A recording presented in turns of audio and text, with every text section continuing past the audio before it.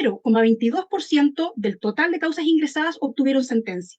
258 casos de 114.906 tuvieron sentencia. Y ni siquiera estamos hablando de sentencia condenatoria. Estamos hablando de las causas que llegaron a puerto para tener una sentencia, ya sea absolutoria o condenatoria, o lo que sabemos bien que pasa en estos casos, que son las salidas alternativas. 0,22%. Ahora ustedes me pueden decir que el otro 99,88% de las causas eran denuncias falsas, que suele ser un argumento que suelen utilizar algunas agrupaciones. Si bien no tenemos el dato en Chile, sí tenemos el dato emitido por la Fiscalía General del Estado de España el año 2021, que a través de un estudio, a través de años que hicieron ellos de las causas judiciales por violencia intrafamiliar, llegaron a determinar que una de cada 8.990 causas en tramitación judicial puede considerarse falsa. El equivalente a un 0,03% de las causas son falsas. Si llevamos este cálculo a las causas que se tramitan anualmente en Chile, podríamos decir que solo 12 de 114.906 causas son falsas. Por lo tanto, ¿alguna vez escuchaste que las denuncias falsas representan el 0,01%? ¡Sí!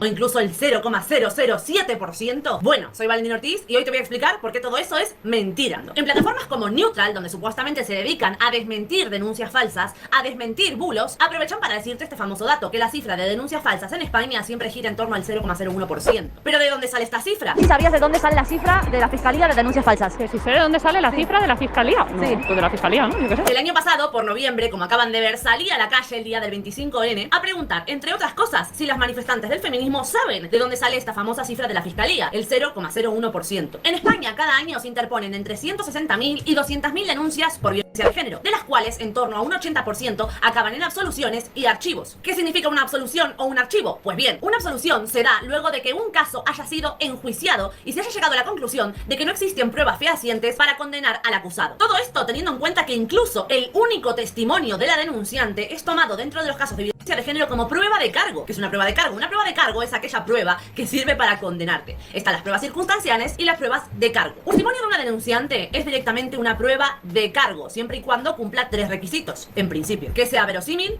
que sea mantenido en el tiempo y que no sea contradictorio. Pero la realidad es que estos requisitos son simplemente orientaciones, y así lo indica un informe del Consejo General del Poder Judicial. Es decir, que incluso aunque faltaran uno o varios condicionantes para que el testimonio sea válido como prueba de cargo, el juez o la jueza del caso en cuestión puede decidir tomar esa prueba, ese testimonio, como válido. ¿En qué se traduce esto? Pues se traduce en que la palabra de la denunciante puede ser prueba de cargo incluso si no cumple los requisitos, siempre y cuando parezca creíble. Entonces, ¿qué ocurre con las denuncias falsas? ¿Qué ocurre con el famoso 0,01%? Pues bien, esta cifra la extrae la Fiscalía. ¿Y cómo la extrae? Partiendo de las retiradas de acusación. ¿Cuándo se retira la acusación en un caso por parte del fiscal de turno? Entre otras cosas, y en los que nos compete en este caso, cuando los indicios de falsedad son tan grandes que se ven obligados a retirar la acusación. Esto ha pasado con un caso relativamente reciente, donde una niña había denunciado falsamente a su padre basándose en telenovelas que había visto como La Rosa de Guadalupe. La niña finalmente se lo confesó a su madre y junto con su madre en el momento del juicio revelaron la verdad, por lo cual se retiró la acusación. Tiene que ser un caso así de explícito. Esto no me lo estoy inventando yo, Esto está recogido por la memoria fiscal de 2011 y repetido en la memoria fiscal de 2021, aunque de forma un poquito menos clara. Recordemos la cifra inicial, entre 160.000 y 200.000 denuncias por violencia de género al año, donde en torno al 80% de esas denuncias son absoluciones y archivos. Pues bien, las denuncias retiradas de acusación son entre 18 y 30 por año, de casi 200.000. De esas, a lo largo del año, se terminan demostrando como falsas en torno a unas 8. Y ahí es como llegamos a la cifra. 8 de aproximadamente 160.000 nos da un número del 0,01%. En 2020 llegó a más. Y durante 2021 nos encontramos titulares como el siguiente. La Fiscalía desmonta el bulo sobre las denuncias falsas por violencia de género. No hubo ninguna en 2020. Sin embargo, yo misma, desde mi casa, hice ese mismo día que la Fiscalía reveló este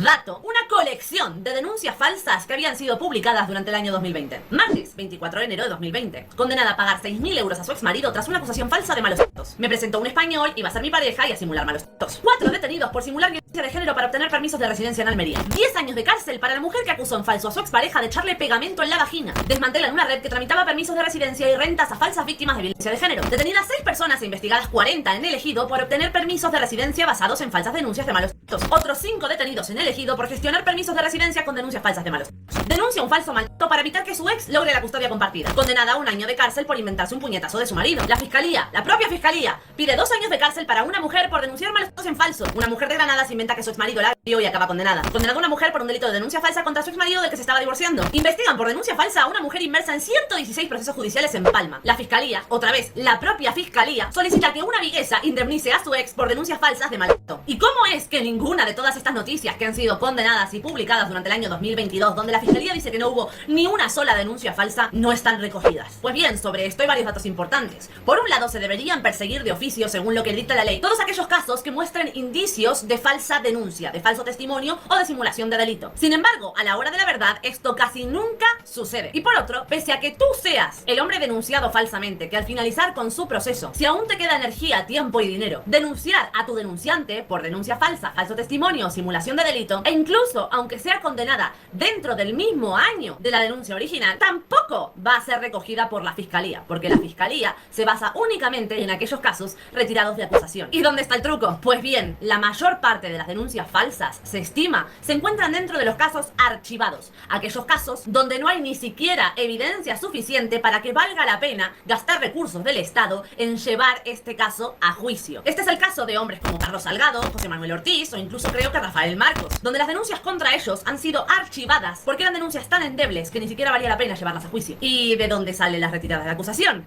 De las llevadas a juicio. Eso es. Y es que un proceso judicial va más o menos así. Tenés la denuncia. Un poquito más abajo tenemos la fase de instrucción. Luego cabe una fase intermedia. Y ahí es donde cabe el sobreseimiento o el archivo de la causa. Es en la fase intermedia donde se puede llegar a un archivo. Pero si no se llega a un archivo, luego de la fase intermedia es que se llega al juicio oral. ¿Dónde se dan las retiradas de acusación? Acá abajo, en el juicio oral. Por tanto, todas las que han quedado antes sobreseídas y archivadas quedan en una nube de nada. En el último video de Contestando a Feministas de TikTok enseño un montón de casos, y se los pongo acá de nuevo otra vez, de hombres que han sido encarcelados única y exclusivamente bajo el testimonio de la denunciante. Y pese a que la definición de violencia de género, incluso para los organismos internacionales como puede ser ONU Mujeres, es la violencia que se da por un motivo de género y no de un género a otro, e incluso mencionan que pueden ser víctimas mujeres, hombres, niños y niñas, España dota a este concepto de una definición muy diferente. La violencia de género es aquella que se ejerce sobre las mujeres por parte de quienes estén o hayan estado ligados a ellas por relaciones de afectividad, parejas o exparejas. La Ley Integral de Violencia de Género, vigente en España desde el año 2004, y tras grandes polémicas por su inconstitucionalidad a la hora de su aprobación, persigue que una mujer denunciante pueda tener acceso gratuito a la justicia, ayudas económicas, ayudas habitacionales, accesos a obtener la residencia española y facilita la tenencia en exclusiva de los hijos en común con el denunciado. Curioso también añadir que la mayoría de denuncias por violencia de género se dan en procesos de separación o divorcio, y en gran parte de ellos hay niños en común. Ante divorcios normales con hijos en común, España supuestamente prima la custodia compartida por defecto. Sin embargo, ante una separación donde la madre no quiere acceder a la custodia compartida y quiere ostentar la custodia completa, al denunciar por violencia de género, los menores quedan por defecto bajo custodia de la víctima, es decir, de la madre, ya que la ley de violencia de género solo contempla que puedan ser víctimas las mujeres. Estos procesos pueden durar varios años hasta que se resuelve el juicio por violencia de género y se puede dar un nuevo juicio por custodia. Por arraigo del menor y primando supuestamente el bien del menor, casi siempre se decide que la custodia la mantenga la madre porque es con quien el niño ha convivido durante todos estos años. Por estas mismas fechas, el año pasado, se aprobó la reforma del Código Civil, específicamente el artículo 94, que tiene que ver con los regímenes de visitas. A partir de ahora, un padre o madre denunciado por el otro padre o madre que ostente o vaya a ostentar un régimen de visitas con los hijos en común, se verá suspendido por completo de ese régimen de visitas si lo tenía, o se le impedirá si estaba en proceso de conseguirlo. Lo curioso aquí es que esto solo afecta a los regímenes de visitas, que en su mayoría la ostentan los padres, hombres. Sin embargo, si un hombre está denunciado y quiere acceder a la custodia, muy diferente a los regímenes de visitas, como dijimos antes, no podrá ni siquiera intentarlo hasta que no se resuelva el caso por violencia de género. ¿Y qué pasa si es la madre la denunciada y ella quiere obtener la custodia o ya la tiene? No pasa nada. Según las instituciones españolas, es muy seguro para ese menor que permanezca en la casa de la presunta agresora. Si incluso existen redes de tramitación de falsas denuncias para conseguirle a extranjeras permisos de residencia, ¿hasta qué punto podemos hacernos los locos y pensar que no existen prácticamente las falsas denuncias? Luego de esto, simplemente los invito a revisar las cifras de falsas denuncias en cualquier otro delito en sus países. Se van a dar cuenta de que los números son bastante más grandes.